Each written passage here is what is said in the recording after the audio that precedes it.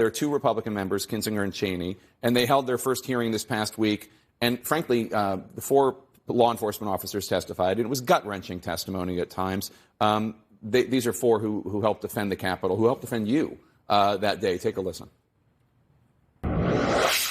What makes the struggle harder and more painful is to know so many of my fellow citizens, including so many of the people I put my life at risk to defend, are downplaying or outright denying what happened. The indifference shown to my colleagues is disgraceful. What do you think about and I'm not including you, but what do you think about the indifference shown to the law enforcement by Republican lawmakers that we have seen, with even some people smearing them? And do you have faith in this bipartisan committee?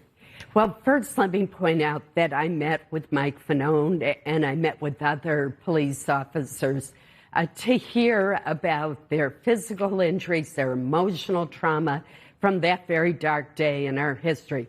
And they are still, the Capitol Police are still working 10 to 14 hours a day. They need more help. They risked their lives to defend everybody who was in the Capitol that day, including me. I fought very hard to have an independent, bipartisan, nonpartisan, outside commission to look at all of the events of that day.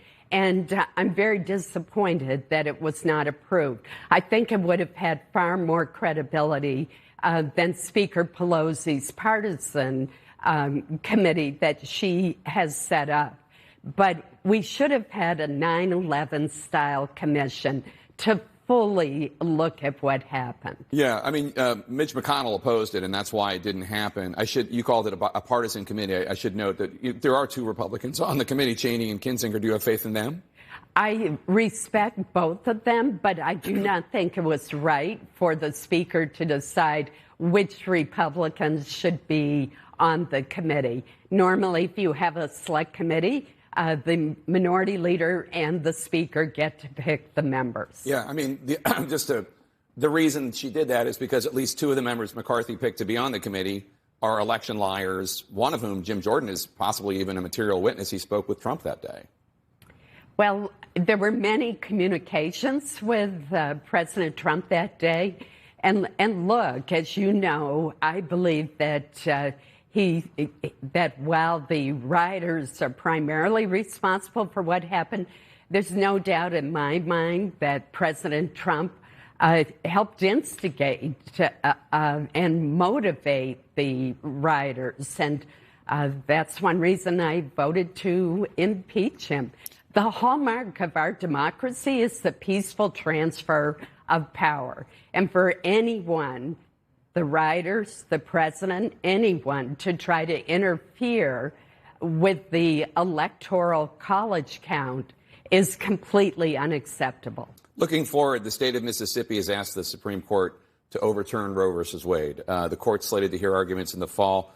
You said to me that you didn't think Neil Gorsuch would vote to overturn Roe v. Wade. You told my colleague Dana Bash you didn't think that Brett Kavanaugh would vote to overturn Roe v. Wade. Now there's a third Trump appointee on the court, Amy Coney Barrett, so there's a 6-3 conservative majority. Are you still confident that the Supreme Court will protect Roe v. Wade? Well, I realize it's always hazardous to predict what's going to happen, but if you look at the Roberts Court and how it has ruled, there were a lot of naysayers on the left that said they would never hold up the Affordable Care Act. They did. They said they would never hold up same-sex marriages. Neil Gorsuch, the Supreme Court justice, wrote the decision on banning discrimination in the workplace. So I think that a lot of people on the left and pundits have been wrong about how the court has respected precedent. We'll have to see. I will say that I don't think the amicus briefs are going to influence this court.